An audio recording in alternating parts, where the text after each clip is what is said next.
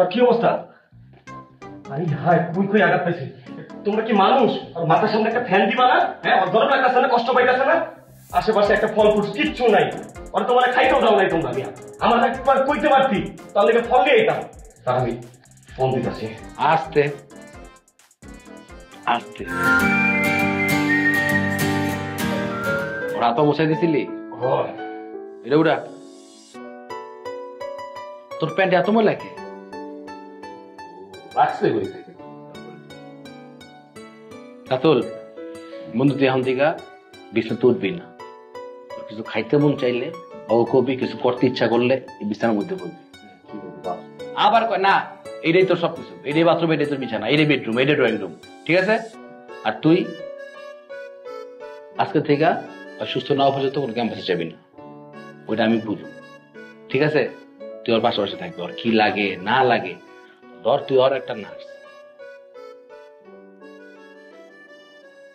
আমি একটা জিনিস না বুঝতেছি না, মাথায় আইতাছে না, এতগুলা মানুষ তোরা মারলো গাড়াইলো, তুই একটা মানুষের চিন্তা পারস নাই? আর পেছন থেকে মারলে কি বোঝা যায় নাকি? একজন মারছে না 5 জন মারছে তাই তো বুঝি নাই।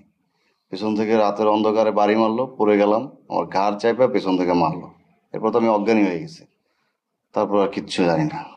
বন্ধু, এটা নির্ঘাত জিনের কাজ, মানুষের কাজ এমন হতে পারে না। রে বেটা, জিনের লোকের জ্ঞান জাম, জিনের গাড়া যাইব। Eureka, what a suspense! রাতুলের মারার মধ্যে একটা সাসপেন্স আছে। রাতুলের যে মানুষে মারছে না জিনে মারছে, এটা কিন্তু আমরা কেউ এখনো খুঁজে বের করতে পারি না। এটা ইনভেস্টিগেশনের জন্য একটা নায়িকা এন্ট্রি নিল। বাইরে আনতে না, এটা তো আমাকে হতেই হবে, কারণ গল্পটা আমাকে লিপিবদ্ধ করতে হবে না? তুই লিপিবদ্ধ কর আর রেখাবদ্ধ কর, কারণ বাইরে তো এদিক দিকে।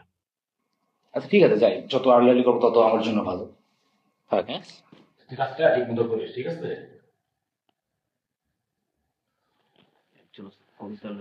কল করলে তোর কি অবস্থা? আরে হাই, কই কই আঘাত পাইছিস? তোমরা কি মানুষ? আর মাথার সামনে একটা ফ্যান দিবা না? হ্যাঁ, ওর গরম লাগতেছে না, কষ্ট পাইতেছে না? আশেপাশে একটা ফল ফুট কিচ্ছু নাই, আর তোমার খাইতেও দাও নাই তোমরা। মিয়া আমার একবার কইতে পারতি, তাহলে ফল দিয়ে দিতাম। তার আমি ফোন দিতেছি। আস্তে আস্তে, অনেকটু গাড়ি গেছো তুমি। ব্যাগে কি?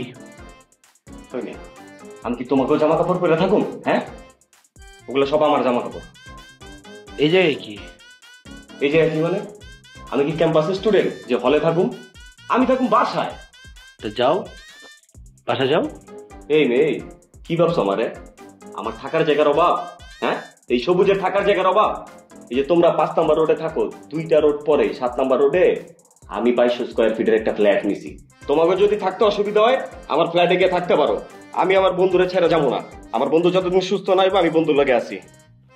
নীরব, ভালো হয়েছে, তোর যে দায়িত্বটা লই লইছে।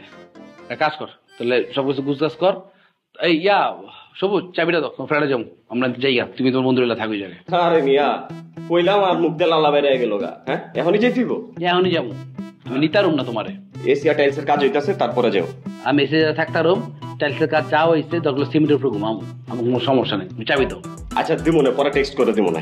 থাপর রাতুল, সোহান তো একটু চুপ কর, ও আসছে, কিছুক্ষণ থাকুক তারপর চলে যাবে।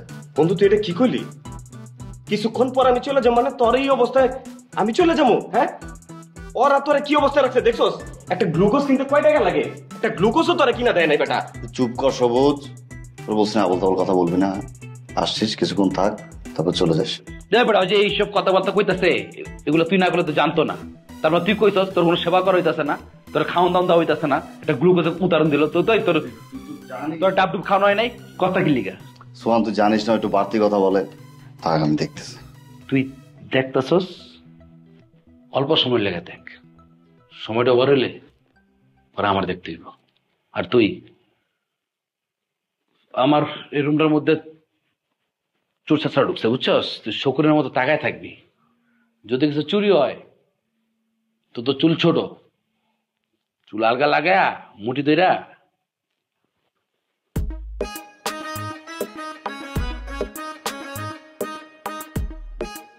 কেন আসছিস তুই?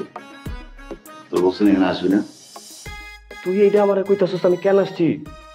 আমি ছাড়া তোর আপন বন্ধু কে আছে কইতে পারবি? এটি তোর বন্ধু, তোর একটা গ্লুকোজ কিনা দেয় না, একটা ফল দেয় না বেটা, একটা পাংখা নাই, এই একটা ফেলে তুই জানিস কিছু দিছে কি না দিছে? এত বাড়তি কথা কেন বলিস? তোর এমনিতে সোহান রূপক কেউ দেখতে পারে না। রূপক আসার আগে এখান থেকে চলে যাবে। এখন আসছিস, কিছুক্ষণ থাক।